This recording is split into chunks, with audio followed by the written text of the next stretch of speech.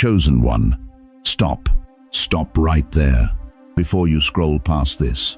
Before you tell yourself you're too tired. Before you explain away that feeling you've been carrying for the last 3 days that you cannot name and cannot shake. Open this with your spirit, not just your eyes, because what you're feeling right now, that low, quiet hum of something being off, that is not anxiety, that is not old age, that is not your imagination running loose at 2 in the morning. That is heaven knocking on your door. And I need you to understand something before we go 1 second further. You did not find this message. This message found you. No algorithm on earth is that precise. No coincidence runs this deep. God himself interrupted your day, your scroll, your silence, your routine, and placed this word directly in front of your face, because the last 72 hours of your life have not been normal. You've been waking up at odd hours, feeling out of place in rooms you've known for 40 years, emotionally exhausted without a single reason you can point to, carrying a heaviness in your chest that feels less like trouble and more like transition. That is not a warning sign. That is a divine signal. Here is what I need you to hold on to right now, because this is the truth the enemy does not want you to hear. What feels like loss in this season is actually the most precise act of divine alignment in your entire life. In just a few minutes, I am going to show you exactly why this season feels so strange, what heaven is quietly removing from your life, and why your discomfort is not punishment. It is preparation. And near the end, I will give you the one declaration, just one that shuts the door on confusion and locks you into your true assignment permanently. Stay all the way through. This word builds in layers. You are not watching this because you were curious. You are watching this because heaven refused to let you stay uninformed. If this message found you at the exact right moment, type right now, "I opened it in time." Let me ask you something, and I need you to answer this honestly, not out loud, but deep in that place inside you where you don't perform for anyone. When was the last time you walked into a room that used to fill you up, your living room, your church pew, maybe even your own kitchen, and felt absolutely nothing? Not sadness, not anger, just nothing. Like the lights were on, but the warmth had gone somewhere you couldn't follow. You're still showing up, still doing what you've always done, still dependable, still present, still the one everyone leans on. But something inside you, something quiet and deep, has been whispering for months now. This doesn't fit anymore. And that whisper terrifies you, because you've spent 50, 60, maybe 70 years building a life around exactly this, around these routines, these relationships, this version of yourself that endures, that sacrifices, that holds the whole thing together without complaint. So when that whisper comes, you do what faithful people do. You push it down. You pray harder. You call it ingratitude. You call it weakness. You tell yourself, "I should be grateful. Look at everything God has given me." But the whisper doesn't stop. Chosen one, that whisper is not weakness. That is the voice of heaven. Let me describe what you've been living inside, not in general terms, specifically, precisely, because I believe you deserve to be seen right now. Your conversations have gone thin. People you love, genuinely love, but the depth is gone. You sit across the table from them and smile and nod, and inside you're somewhere else entirely, reaching for a connection that used to be effortless and now feels like grasping at smoke. Your routines still function. You wake up, you go through the motions, you fulfill your responsibilities. But purpose, that electric sense of why, has pulled back like a tide going out. And you're standing on the shore wondering if it's ever coming back. Places that once energized you now drain you. That Sunday service, that family gathering, that role you've carried for decades with honor. You walk in, and instead of being filled, you feel yourself emptying.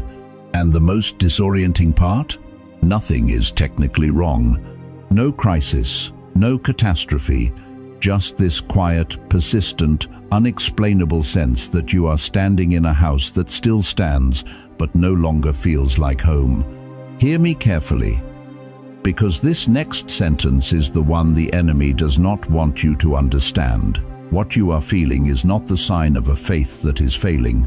It is the sign of a soul that is outgrowing a former season. Ecclesiastes 3:1 says it plainly. There is a time for everything, and a season for every activity under the heavens. Every season. Not just the blooming ones.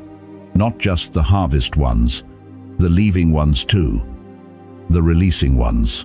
The ones where God quietly closes one room and begins opening another, and the transition between the two feels like loss, because we were never told it would feel like this. You were told faith would fumble like fire, like certainty, like a river that never runs dry. Nobody warned you that sometimes faith feels like standing in an empty hallway between two closed doors, wondering if you made a wrong turn somewhere back in 1987. But you didn't make a wrong turn. You are being redirected. Think of it this way. A lamp doesn't flicker because it's dying. Sometimes it flickers because the room is being rewired for something brighter. The flicker is not the end of the light. The flicker is the evidence of the upgrade. That restlessness in your spirit, that's the flicker. And for those of you who have spent a lifetime being the strong one, the one who didn't complain, didn't quit, didn't let anyone see you waver, I need you to hear this with every fiber of your being. Your endurance was never meant to be your ceiling. It was always meant to be your foundation. God didn't sustain you through 5 decades of sacrifice so you could finish your life feeling hollow.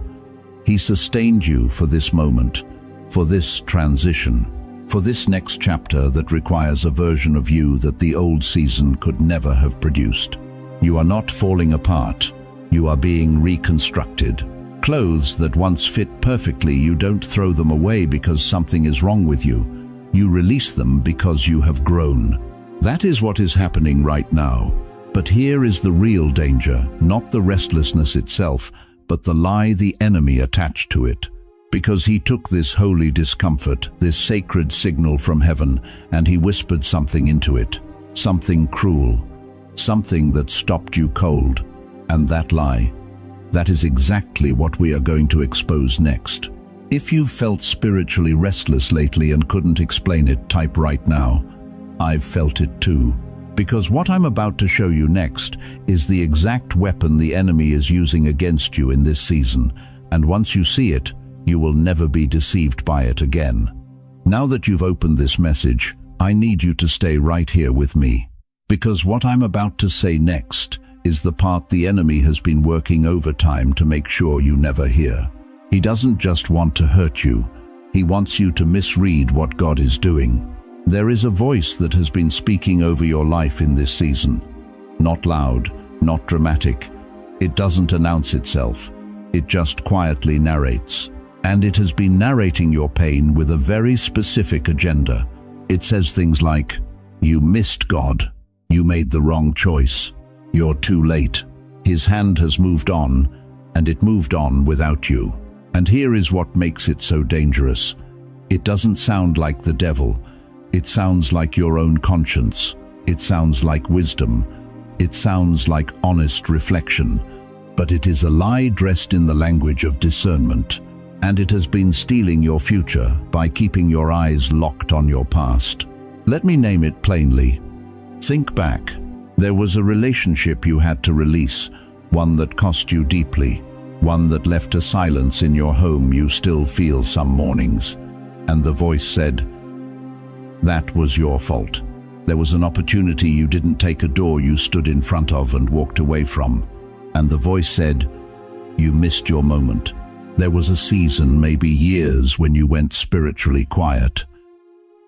When you stopped pressing in, when survival took everything you had, and thriving felt like a word that belonged to someone else's life. And the voice said, God noticed that, and he stepped back. Chosen one, can I ask you something? How long have you been agreeing with that voice? Because here's what that voice never tells you. It never tells you what those seasons actually produced in you. It never mentions the depth of character forged in your silence, the wisdom carved into you by your losses, the unshakable discernment you now carry that you could not have purchased any other way. The enemy doesn't want you thinking about that. He wants you staring in the rearview mirror, because he knows that the moment you turn your eyes forward, you will see what heaven has already been building ahead of you. This is his strategy, not merely to attack your life, to rewrite the meaning of your pain. He is a false narrator. He takes the most sacred chapters of your story, the sacrifices, the silences, the surrenders, and he relabels them. He calls your pruning punishment. He calls your preparation failure. He calls your holy repositioning abandonment. It is fog on your windshield, not a broken road. The road is not broken. Your vision has been clouded, and God, right now, is clearing it. This is why Isaiah 43:18 doesn't just say, look forward. It says, forget the former things. Do not dwell on the past. See, I am doing a new thing. Now it springs up. Do you not perceive it? Do you hear the urgency in that? God is not asking you to analyze the past. He is not asking you to trace back through your failures to locate where things went wrong. He is saying, stop looking there, because what I am building right now requires your full attention, and you are going to miss it if you keep your eyes pointed behind you. The new thing is already springing up, not coming, springing, present tense, active, now. And you've been missing it because the enemy convinced you that what you're standing in is a consequence, when what you're actually standing in is a corridor between what was and what is coming. The relationships that faded, they didn't leave a wound, they left room for the divine connections heaven has already assigned to this next chapter of your life. The doors that closed, they didn't shut you out. They protected you from paths that would have capped your ceiling and divided your focus. The silence, that long, aching season, when heaven felt distant and your prayers felt like they were hitting the ceiling and falling back down, that silence was not absence. That silence was formation. God was building something in the deep of you that could not be built in noise. So let me say this with the full weight it deserves. This is not punishment. This is precision. Heaven does not misfire. God does not accidentally leave his chosen ones in confusion without a purpose. Every ounce of pressure you have felt in this season has been calibrated, intentional, strategic, not to break you, to position you. If you are ready right now to stop agreeing with the voice that has been narrating your pain as failure, I need you to type it right now. I reject the lie. Say it like you mean it, because your agreement with truth is the first move that sends the false narrator running. Now, if this season isn't punishment, and it isn't failure, and it isn't God withdrawing, then what exactly is God doing? That is precisely where we are going next. You felt it, didn't you? Not all at once. It came in quietly, like a slow tide pulling sand from under your feet. A friendship that just faded. A role in your family that shifted without warning. A routine you built your whole life around gone. A version of yourself you worked decades to become suddenly feeling like clothes that no longer fit. And in the silence that followed, you asked the question every honest soul eventually asks. God, did you forget about me? I need you to hear this with everything in you. He didn't forget you. He cleared you. There is a principle in the kingdom of God that most people never get taught, not in Sunday school, not from the pulpit, not in 40 years of faithful church attendance. God does not renovate occupied space. Read that again. Let it land. He cannot build what is next in the same room where the old agreements still live. He cannot pour what is coming into a vessel still holding what was. He cannot move you into your next season while you are still chained, even lovingly, even loyally, to the furniture of your former one. And that is why things had to go. Not because he was punishing you, not because you failed, not because the enemy won, because the architect was preparing the land. You want a biblical foundation? Open to John 15:2. Jesus himself said it plainly, without apology.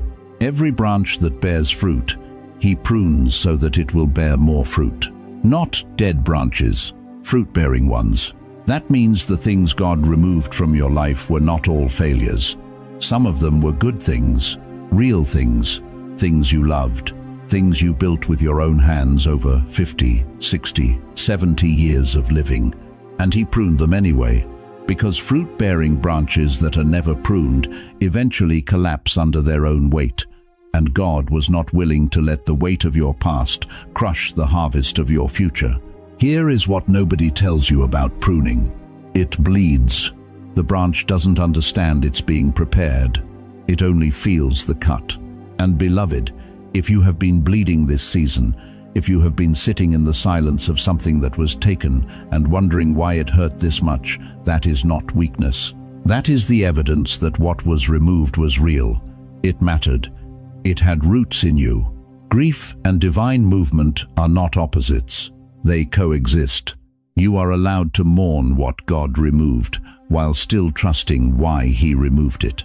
Now let me ask you something direct, something that might sting a little. How many relationships in your life right now are relationships you've held on to, not because they're feeding you, but because releasing them feels like erasing a chapter of who you were? How many routines are you protecting, not because they serve you, but because without them, you're not sure who you are anymore?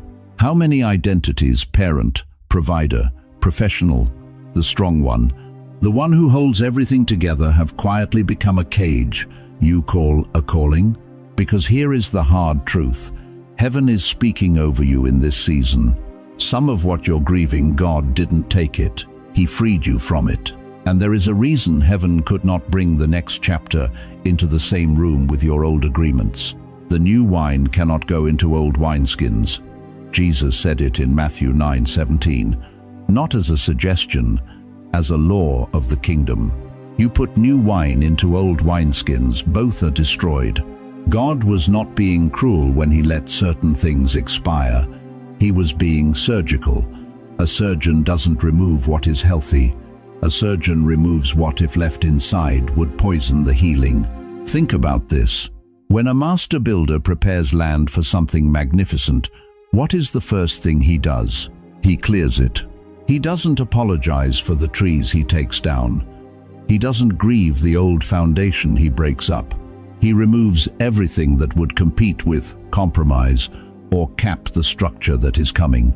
That is what God has been doing in your life. He has been on his hands and knees, clearing the ground, moving out what was, making space for what must come.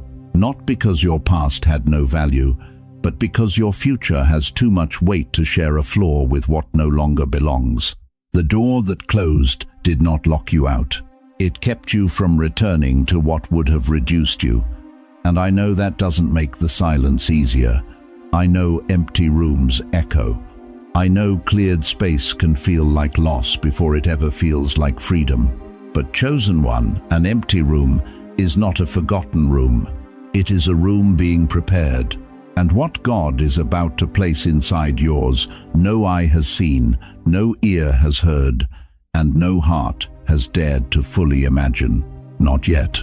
Comment, "Make room, Lord," if you feel God has been clearing things in your life you didn't understand until right now. Because the clearing is not the ending. The clearing is the announcement that something sacred is on its way. And what comes next will explain everything he took.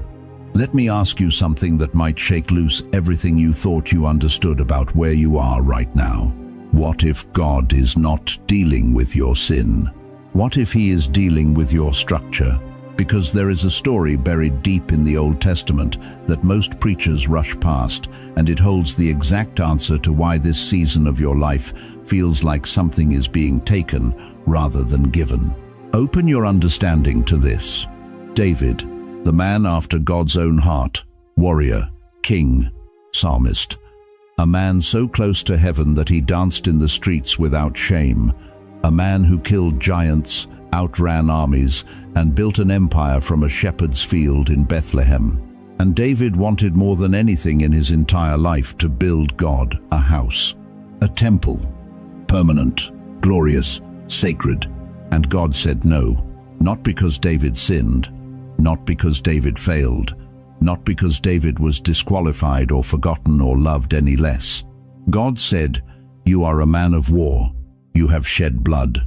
The next assignment requires hands I have not yet shaped." Read it yourself. "You shall not build a house for my name, because you have been a man of war and have shed blood." David's entire identity, the very thing that made him great, was the precise reason he could not carry the next chapter. His battle hands built a kingdom. But peace walls require a different kind of builder. And God gave that assignment to Solomon. A man born into safety David had bled to create. A man who never fought a single war. A man whose hands were clean not because he was stronger than David, but because the assignment demanded a different atmosphere. Now I need you to stop right here, because this is not just ancient history. This is your life. Right now, today. Some of you have been warriors your entire lives. You survived decades that would have destroyed a weaker soul. You raised children on nothing. You buried people you loved and kept moving. You fought battles in hospital rooms, in courtrooms, in kitchens at midnight when nobody was watching. And that strength, that iron-forged, battle-tested, never-quit strength saved your life. But here is the truth. Heaven is whispering to you in this season, and I need you to hear it with every cell in your body. The armor that protected you in the war may be the very thing blocking you from entering the peace. You are still braced for impact in a house that is already safe. You are still scanning for threats in a room where the door is already locked. You are still sleeping with one eye open in a season that is asking you to finally rest. And the most devastating part? You don't even realize you're doing it, because survival became so natural, so automatic, so deeply woven into who you are that you forgot there was ever another way to live. Some of you have been defending yourself in conversations that weren't even attacks, bracing for loss before the blessing even arrives, preparing for the worst in the middle of what God meant to be your best. That is not weakness. That is what decades of warfare does to a soul. It rewires you for battle, even when the battle is over. But chosen one, hear me clearly. David was not corrected. David was repositioned. And there is a sacred, enormous difference between those two things. Correction says you were wrong. Repositioning says what you were is no longer what is needed. Your history was not a mistake. Every scar was necessary. Every hard year had a purpose. Every sleepless night built something in you that cannot be manufactured any other way. But God is not building what He built before. He is building something new. And new structures require new hands. New atmospheres require new postures. New assignments require a version of you that has never existed yet. The question is not whether you are qualified. The question is whether you are willing to put down the armor long enough to receive what was built for open hands. Because some of you are holding so tightly to who you had to be that you cannot yet become who you were always meant to be. You survived the wilderness. You made it through the war. But chosen one Solomon season is calling your name now. And Solomon did not build the temple by fighting. He built it by receiving, by operating in an atmosphere of peace, wisdom, and divine instruction. That is what heaven is constructing in you right now. Not a smaller version, not a lesser version. A version built specifically for glory, not survival. Some of you are not being corrected because you were wrong. You are being reshaped because what is coming next requires a different version of you entirely. And the moment you release the old structure, the defensive posture, the braced spirit, the soldier's grip on a sword the battle no longer requires, That is the moment the temple in you can finally begin to rise. If you know you've been carrying an old survival mindset into a season that is asking for something new, write it right now. I'm ready for a new season. Because the next thing heaven needs to show you is why the very thing you called your strength may have quietly become your ceiling. Now I need to take you somewhere deeper, because the real reason you've been stuck, it's not your circumstances, it's not your age, it's not unanswered prayer, it's not even the enemy. It's a promise you made to yourself when the pain got too heavy to carry. You remember that moment. You may not have called it a vow, you may not have even spoken it out loud, but somewhere after that betrayal, after that loss, after that door slammed in your face one too many times, something inside you got very quiet. And in that quiet, you made a decision. I will never hope that big again. I will never trust like that again. I will never let myself be that wide open again. And beloved, I understand why you made it. Every single one of those vows made complete sense at the time. You were not weak. You were wounded. And when a person gets wounded badly enough, the soul does what any intelligent thing does. It builds a wall. You boarded up the windows after one brutal season, and then without even realizing it, you never reopened them. The storm passed. The sun came back, but the boards stayed up. And what was once protection became a prison. Proverbs 4:23 says, "Guard your heart." But there is a difference between guarding your heart and locking it in a vault and swallowing the key. Some of you reading this right now, you have been living in that vault for years, decades even. You prayed hard for something, a marriage restored, a prodigal child returned, a business breakthrough, a healing that never came the way you asked. And when heaven seemed silent, you made a quiet, internal adjustment. You told yourself it was maturity. You called it wisdom. You said, "I've just learned not to get my hopes up." But let me ask you something, and I need you to sit with this question for a moment. When did caution start feeling more comfortable than faith? That is not wisdom talking.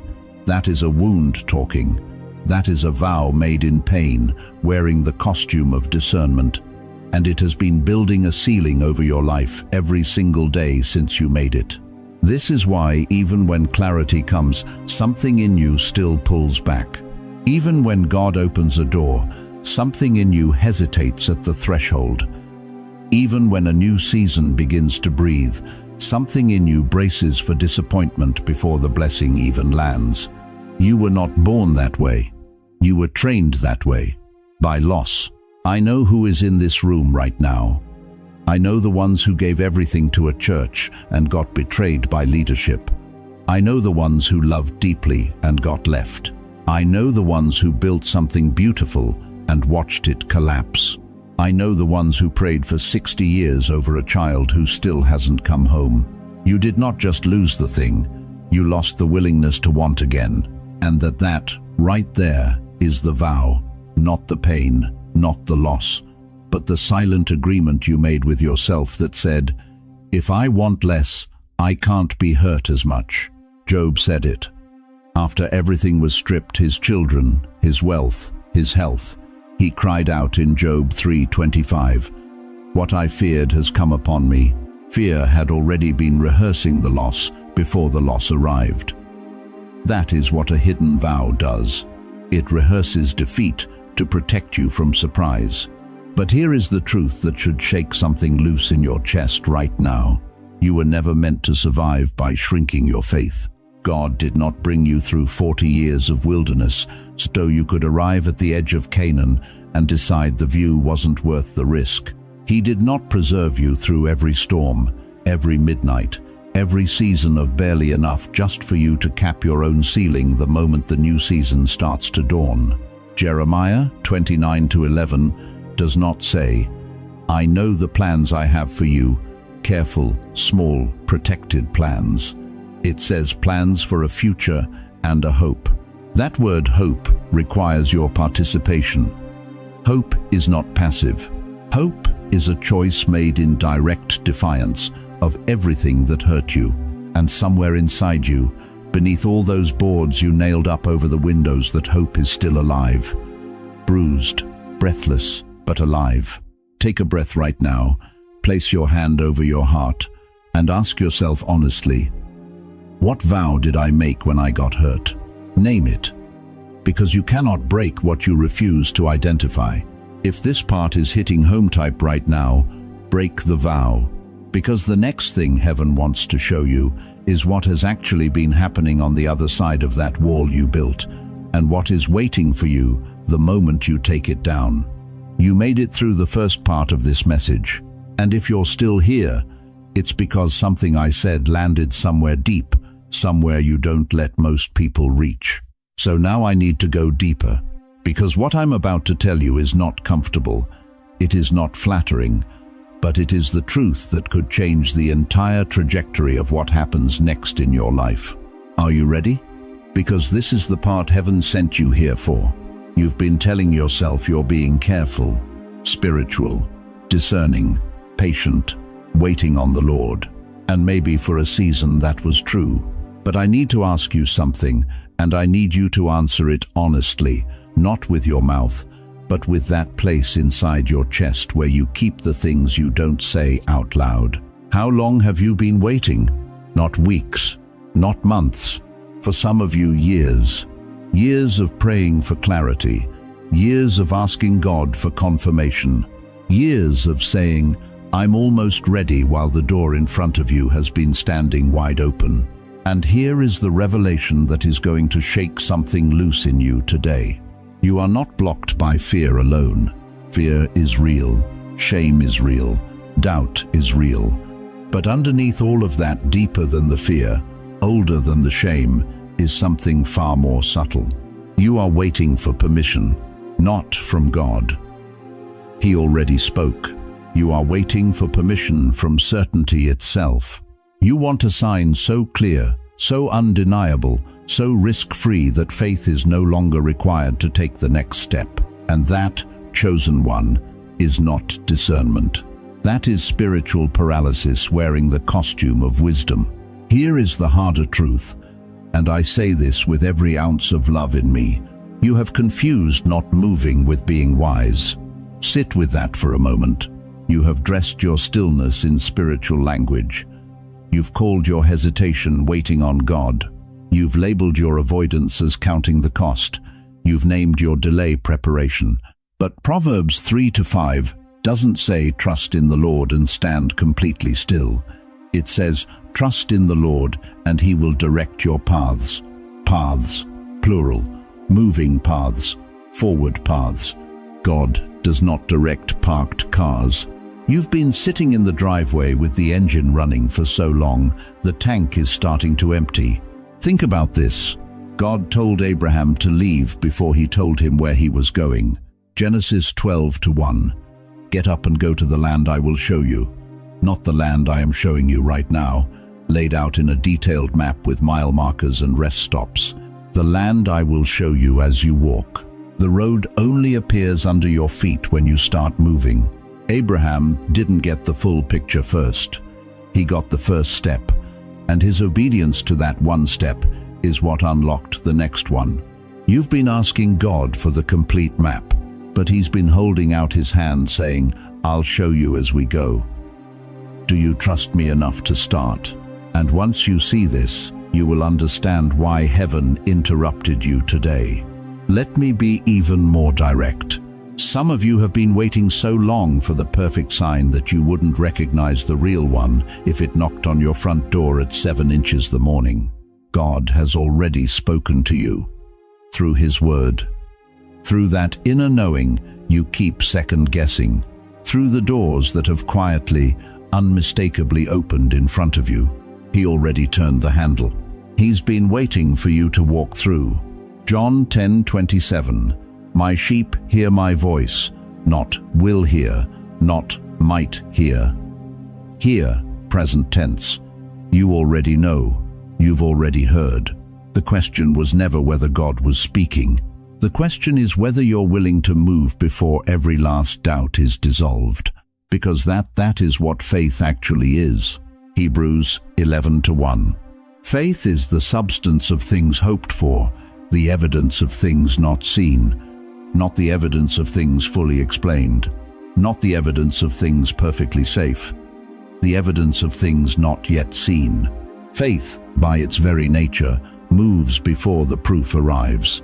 So I need to ask you directly, what is it costing you to keep waiting? What dreams have aged in your hands while you asked for one more sign? What assignments have sat unopened? What doors have you walked past 100 times, your hand never touching the knob, because you were waiting to feel completely ready? Chosen one, complete readiness is not a prerequisite for obedience. It is the reward of it. You don't get ready and then go. You go and God makes you ready in the going. This is the moment the title of this message pays off in full. Open immediately was never just about pressing play on a video. It was about this. Right here, right now. Opening yourself to movement. Opening yourself to the assignment heaven has been holding out toward you. Opening the door you've been standing behind for far too long. If you know deep in your spirit that you have been waiting for permission that God already granted you, write it right now. I will move. Let heaven hear your agreement. Let your own eyes see your declaration. Because the moment you write those words, something shifts. Not out there, in here. And that shift, chosen one, is exactly what the next part of this message is going to carry you through. You've heard the diagnosis now. You know this season is not punishment. You know the heaviness is not God turning away. You know the doors closing behind you are not rejection, they are redirection. But here is where most people get stuck. They understand it in their mind. And then they sit down and wait for more clarity before they move. And that, chosen one, that is the trap. Because here is a truth that will either set you completely free or convict you completely. God rarely gives the full map before the first step. Read your Bible. Search it from Genesis to Revelation. You will find something stunning, something the enemy has spent decades trying to hide from you. Almost every breakthrough in Scripture came after movement, not before it. Abraham. God told him to leave everything, his city, his family, his comfort, his entire identity, and go. Go where? Scripture says it plainly in Hebrews 11:8. He went out, not knowing where he was going, not knowing. And he went anyway. Noah built an ark on dry ground. No rain in the forecast, no flood on the radar. The people around him weren't just confused, they were laughing at him. And Noah kept building. Hammer strike after hammer strike, in full faith, with zero visible evidence that a single drop of water was coming. The water came. Peter. Jesus said one word, come. One word. No explanation, no itinerary, no guarantee of what would happen if his foot hit that water. Peter didn't ask for a full briefing. He didn't request a theological breakdown. He swung his leg over the side of that boat and stepped, and the water held. The disciples were running a fishing business. It wasn't glamorous, but it was theirs. It was familiar. It was safe. Jesus walked by and said, "Follow me," and they dropped their nets. Right there, nets still in the water, business unfinished, future completely unknown. And those men turned the entire world upside down. Do you see the pattern? Do you see what every single one of these men had in common? They all moved before they fully understood. And here is the word heaven sent me to deliver directly to you today. The understanding you seek may be hidden inside the obedience you keep postponing. Read that again. Let it land. You have been waiting for clarity before you commit, waiting for certainty before you release, waiting to feel ready before you respond. But chosen one, faith by its very nature requires movement before the evidence appears. The road does not reveal itself from a distance. It appears under your feet as you walk it. The river does not part from the shoreline. It parts when your feet touch the water. Ask the priests carrying the ark in Joshua chapter 3. They had to step into the Jordan River while it was still flooding before God split it open. The key does not turn halfway. It only turns when it is fully inserted. And this is exactly where you are standing right now. You are holding the key. You have been holding it for months, maybe years. You have turned it halfway a dozen times. You've started and stopped. You've said yes, and then quietly walked it back. You've felt the pull of God on your life, and then talked yourself out of it before sunrise. And heaven is saying to you today, all the way. Put the key in all the way, because your next chapter is not waiting on more preparation. It is not waiting on a better economy, a better body, a better moment, or a better version of you. It is waiting on one thing and one thing only: your agreement with what God has already decided. Stop returning mentally to what God already ended. Stop rehearsing the chapter He already closed. Stop going back to the empty tomb looking for a living Savior. He is not there.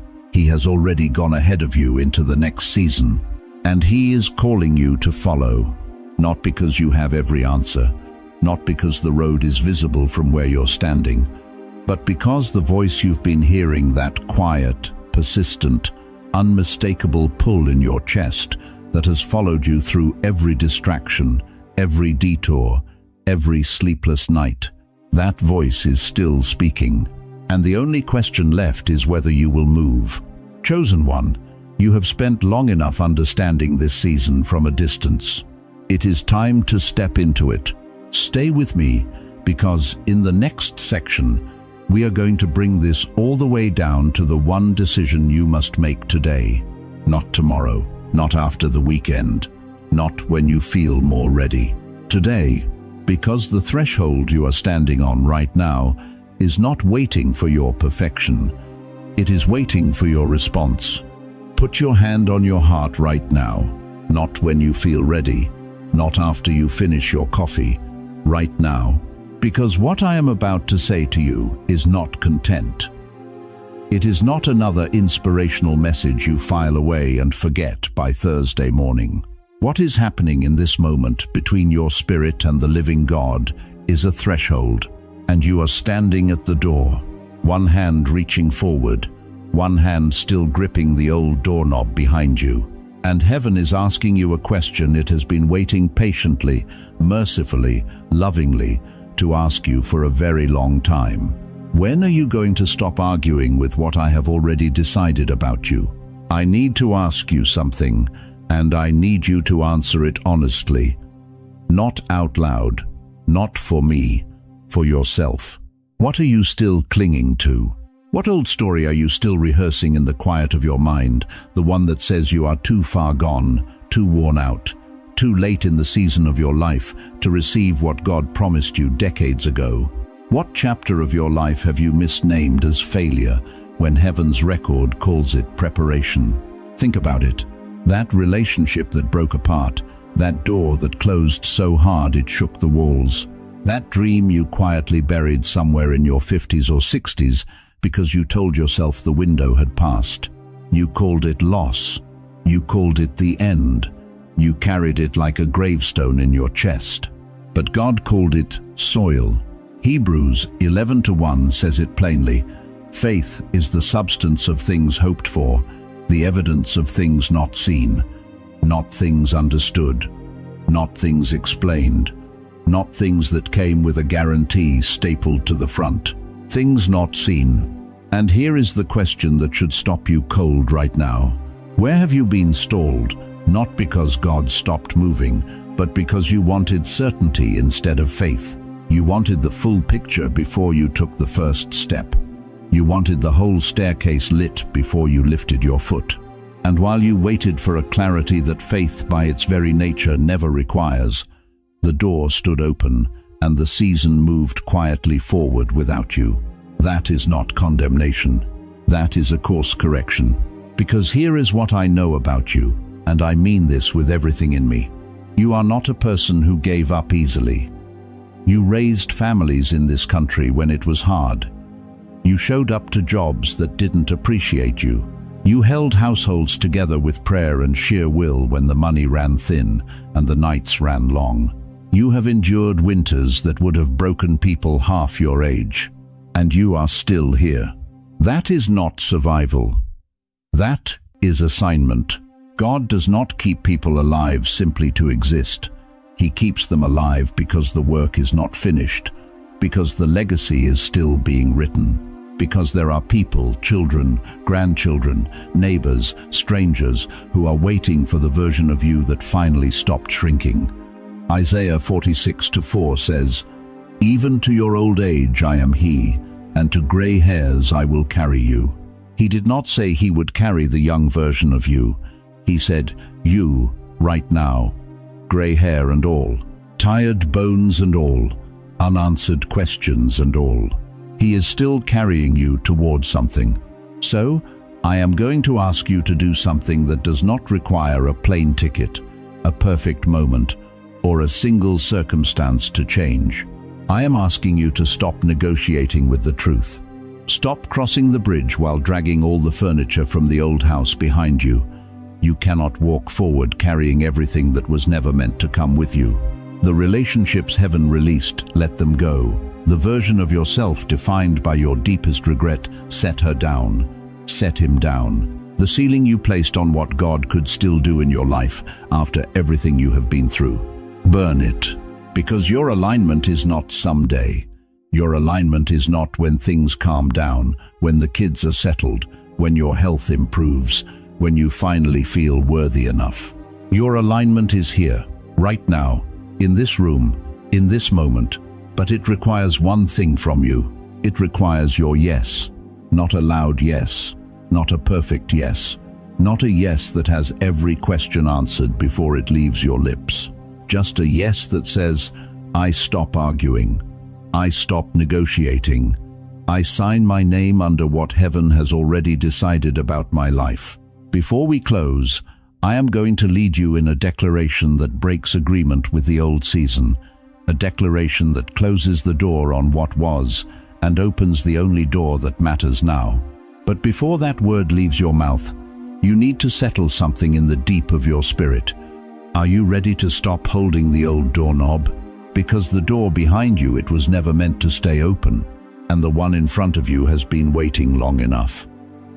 Chosen one, we have come too far in this word for you to close it out the same way you opened it. Something broke open in you during this message. You felt it, that shift in your chest, that quiet loosening of something that has been locked tight for longer than you want to admit. That is not emotion. That is not sentiment. That is heaven, completing what it started. And before you walk out of this moment, I need you to do something you have not done in a long time. I need you to open your mouth, and I need you to speak over your own life. Not because words are magic, but because Proverbs 18:21 is still true today. Life and death are in the power of the tongue. And for too long, chosen one, you have been speaking the wrong verdict over your own story. So right now, place your hand over your heart. Feel that beat. That is not accident. That is assignment. Still breathing. And declare this with me. Every single word. I release the vow I made when I was hurt. The vow that said never again. Never trust again. Never hope again. Never believe God would come through for me again. I release it. It no longer has jurisdiction over my future. I release the ceiling I placed over what God could do. The ceiling built from disappointment, from the prayers that felt unanswered, from the years that felt wasted. That ceiling was never heaven's design. I release it now. I am not disqualified, not by my past, not by my failures, not by the chapters I wish looked different. Romans 8:1 says it plainly, there is no condemnation. None. That means none. I am not forgotten. Isaiah 49:16 says God has engraved my name on the palms of his hands. Not written in pencil, engraved. You do not forget what is carved into your skin. I am not behind. God does not operate on my calendar.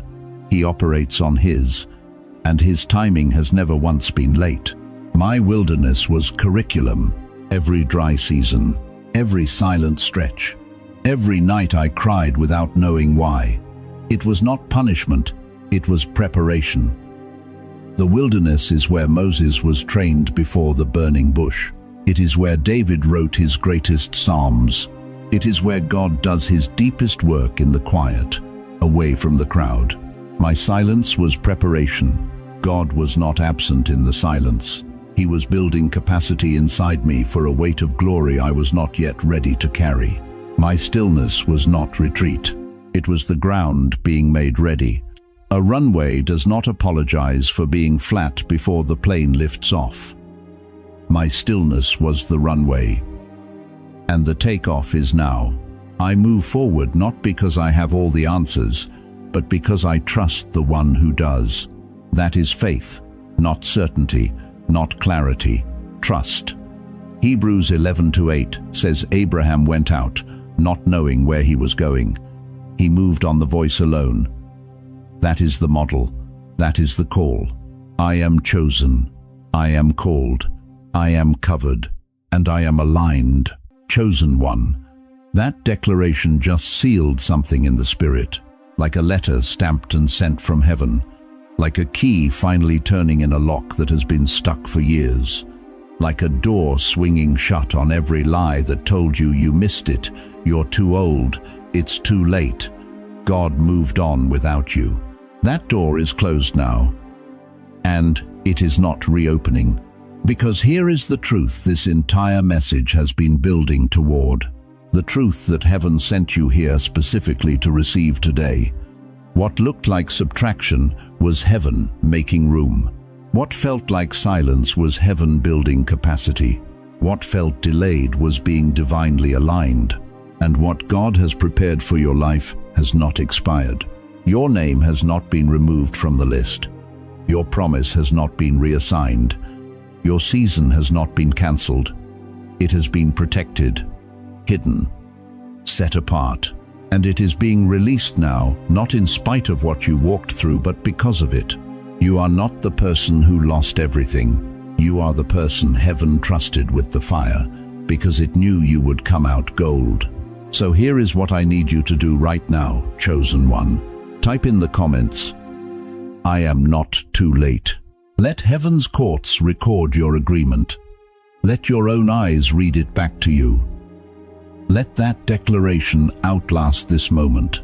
Then send this to someone you know who is misreading their season right now. Someone who is calling their wilderness an ending. Someone who is convinced that the silence means God stepped away. Send them this word.